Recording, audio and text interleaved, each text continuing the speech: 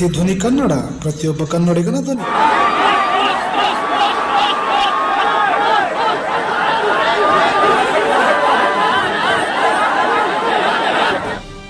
ಮೃತಪಟ್ಟ ನನ್ನ ಅಭಿಮಾನಿಗಳ ಕುಟುಂಬಕ್ಕೆ ಅಗತ್ಯ ನೆರವು ನೀಡಲು ಸದಾ ಸಿದ್ಧನಿದ್ದೇನೆ.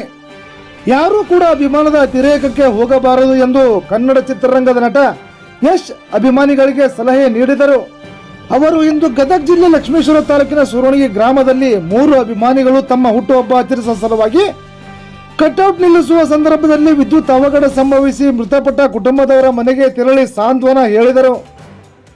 ವಿದೇಶದಲ್ಲಿ ಇದ್ದರೂ ಕೂಡ ತಮ್ಮ ಅಭಿಮಾನಿಗಳು ಮೃತಪಟ್ಟ ಸುದ್ದಿ ತಿಳಿದು ಎಲ್ಲ ಕೆಲಸ ಕಾರ್ಯಗಳನ್ನು ಬಿಟ್ಟು ಸುರಣಗಿ ಗ್ರಾಮಕ್ಕೆ ಬಂದು ಸಾಂತ್ವನ ಹೇಳಿದ್ದು ಅಭಿಮಾನಿಗಳಲ್ಲಿ ಸಂತಸವನ್ನುಂಟು ಮಾಡಿದೆ. ಯಶ್ ಅವರು ಸುರಣಗಿ ಗ್ರಾಮಕ್ಕೆ ಆಗಮಿಸುತ್ತಿದ್ದಂತೆ ಎಲ್ಲಿ ನೋಡಿದರಲ್ಲಿ ಜನವೋ ಜನ. ಜನತೆಯನ್ನು ನಿಯಂತ್ರಿಸಲು ಜಿಲ್ಲಾ ಪೊಲೀಸ್ ವರಿಷ್ಠಾಧಿಕಾರಿಗಳಾದ BS ನೇಮಗೌಡ ಅವರು ಸೂಕ್ತ ಬಂದೋಬಸ್ತ್ ಒದಗಿಸಿದ್ದರು. ವೀರಣ್ಣ ಹಡಪದ್, ಪ್ರತಿಧ್ವನಿ ಕನ್ನಡ ಸುದ್ದಿ ವಾಹಿನಿ, ಲಕ್ಷ್ಮೇಶ್ವರ.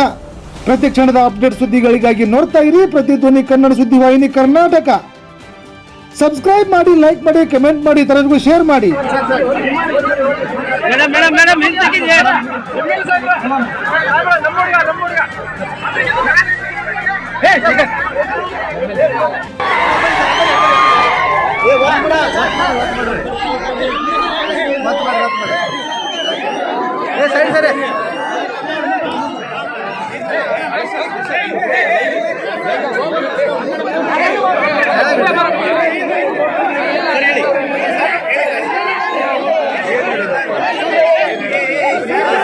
ಬಹಳಷ್ಟು ನಿಮ್ಮ ಮೇಲೆ ಅಭಿಮಾನ ಹೊಂದಿದ್ರು ಸರ್. ಅವರು ಏನು ದುಃಖ ಆಗ್ತಾ ಇದೆ, ಏನು ವ್ಯಕ್ತಪಡಿಸ್ತಿದ್ದಾರೆ ಅಂತ ಯಾವುದೇ ಕಾರಣಕ್ಕೂ ನಾನು ಈ ಥರ ವ್ಯಕ್ತಪಡಿಸಬೇಕು, ಬ್ಯಾನರ್ ಹಾಕಬೇಕು ಅಂತ ನಾವು ಯಾರು ಇಷ್ಟಪಡಲ್ಲ. ಪ್ರತಿ ವರ್ಷ ಬರ್ತ್ಡೇ ಬಂದರೆ ಈ ಥರ ಘಟನೆ ನಡೆದಾಗ ಬರ್ತ್ಡೇ ಅಂದ್ರೇ ಒಂಥರ ಭಯ ಬಂದ್ಬಿಟ್ಟಿದೆ. ನಿಜ ಹೇಳ್ಬೇಕಂದ್ರೆ ಅಸಹ್ಯ ಆಗ್ಬಿಟ್ಟಿದೆ ನನ್ನ ಬಗ್ಗೆ. ನನಗೆ ಏನಕ್ಕಿದು ನಿಜ ಹೇಳ್ತೀನಿ ಕೇಳಿ. ಅವರು ಎಲ್ಲಿಂದ ಕೂತ್ಕೊಂಡು ಪ್ರೀತಿಯಿಂದ ನಮ್ಗೆ ಹರಿಸಿದ್ರೆ ಸಾಕು, ಅದೇ ನಿಜವಾಗಿ ಬರುತ್ತೆ. ನಿಜವಾಗ್ಲೂ ಈ ವರ್ಷ ಬರ್ತ್ಡೇ ನಾನು ಮಾಡದೇ ಇರೋದಕ್ಕೆ ಕಾರಣ ಅಂದರೆ ನೀವೇ 15 ದಿನಗಳ ಮುಂಚೆ ಎಲ್ಲ ಕೋವಿಡ್ ಅಂತ ಎಲ್ಲ ಶುರು ಮಾಡಿದ್ರಲ್ಲ, ಯಾರಿಗೂ ತೊಂದರೆ ಆಗಬಾರ್ದು, ನಮ್ಮಿಂದ ನಮ್ಮ ಬರ್ತ್ಡೇ ಅಂತ ಅಲ್ಲಿ ಬಂದು ಯಾರಿಗೂ ತೊಂದರೆ ಆಗಬಾರ್ದು.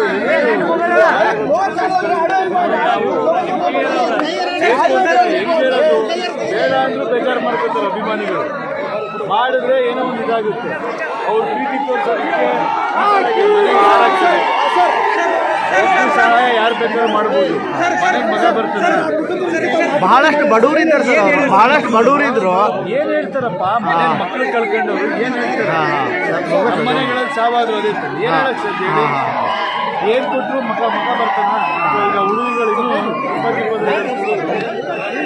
ಅಭಿಮಾನ ನೀವು ತೋರ್ಸೋದು ದಯವಿಟ್ಟು ಈ ನಿಜಕ್ಕೆ ಎಲ್ಲರೂ ಕೇಳ್ಕೊತೀನಿ. ಈ ಬ್ಯಾನರ್ ಕಟ್ಟೋದು, ಈ ಬೈಕಲ್ಲಿ ಚೇಂಜ್ ಮಾಡ್ಕೊಂಡು ಬರೋದು, ಫೋಟೋ ತೆಗೆಯೋದು ಬಿಟ್ಬಿಡಿ. ನಿಜವಾಗ್ಲೂ ನಿಮ್ಮ ಪ್ರೀತಿ ತೋರಿಸ್ಬೇಕಂದ್ರೆ ನೀವು ಒಳ್ಳೆ ಕೆಲಸ ಮಾಡಿ ನಿಮ್ಮ ಜೀವನಕ್ಕೆ ಏನಿರುತ್ತೆ ಅದ್ರಲ್ಲಿ ಖುಷಿಯಾಗಿರಿ ಸಾಕು. ನನಗಂತೂ ಇವೆಲ್ಲ ಚಿಕ್ಕ ವಯಸ್ಸಲ್ಲಿ ಒಂಥರ ಇರುತ್ತೆ. ಬೆಳೀತಾ ನಮಗೂ ಏನನ್ಸುತ್ತೆ ಅಂದರೆ ನಾವು ಜನಕ್ಕೆ ಸಿಗಲ್ಲ. ನನಗೆ ಆದಷ್ಟು ಕಡಿಮೆ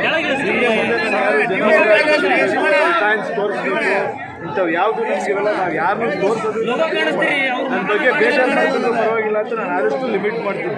ಅವ್ರು ಟೈಮ್ ವೇಸ್ಟ್ ಮಾಡ್ಕೊಂಡು ನಮ್ಮ ಬಗ್ಗೆ ಯೋಚನೆ ಮಾಡ್ಕೊಂಡು ನಾವು ಇನ್ನೂ ಕೆಲಸ ಮಾಡೋದ್ರಿಂದ ಎಲ್ಲರೂ ಆಶೀರ್ವಾದ ಮಾಡ್ತಾರೆ. ಅವರು ಹಂಗೆ ಬೆಳಿಬೇಕು ಅನ್ನೋದು ನಮ್ಗೆ ಆಸೆ.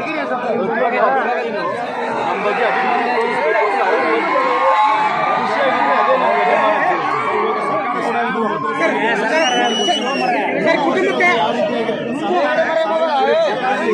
ಏನೋ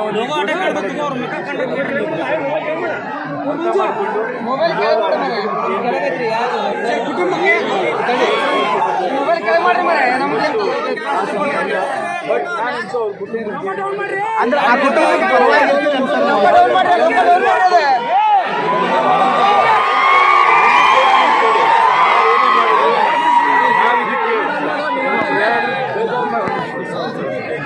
ಯಾರು ಬೇಜಾರು ಮಾಡ್ಕೊಂಡ್ರು ಪರವಾಗಿಲ್ಲ.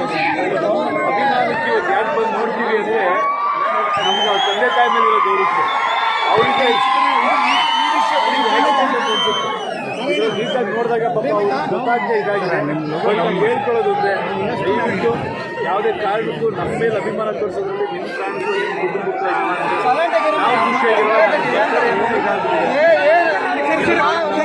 ಗೌರವ ಇದ್ರೆ ಫಸ್ಟ್ ಜವಾಬ್ದಾರಿಯಿಂದ ಹಿಡ್ಕೊಳ್ಳಿ. ಇದು ಈ ಘಟನೆ ಅಂತ ಹೇಳ್ತಾ ಇಲ್ಲ, ಈಗ ಬರಬೇಕಾದ್ರೂ ಬೈಕಲ್ಲಿ ಚೇಂಜ್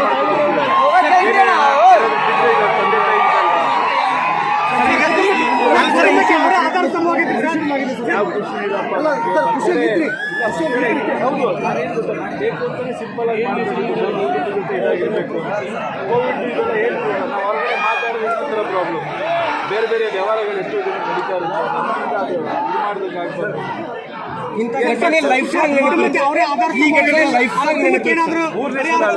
ಲಾಸ್ಟ್ ಇಯರ್ ಒಬ್ಬ ಬೆಂಕಿ ಹಾಕೊಂಡು ಮನೆ ಮುಂದೆ ಇದು ಮಾಡಿಕೊಂಡು ಇನ್ನೊಬ್ಬನ ಕೈ ಹೋಗಿತ್ತು, ಕೈ ಇದು ಮಾಡ್ಕೊಟ್ಟಿದ್ದೀವಿ. ಹಿಂಗೆ ನಡೀತಾ ಇದ್ರೆ ದಯವಿಟ್ಟು ಹುಷಾರಾಗಿರಿ. ಅಭಿಮಾನ ಹುಷಾರಾಗಿರಿ.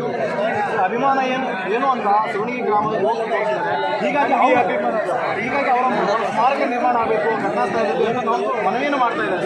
ಇದ್ರ ಬಗ್ಗೆ ಏನಾರ ಹೇಳಿದ್ರು ಅವೆಲ್ಲ ನೋಡಿ ರಾಜಕೀಯ ಮಕ್ಕಳಿಗೆ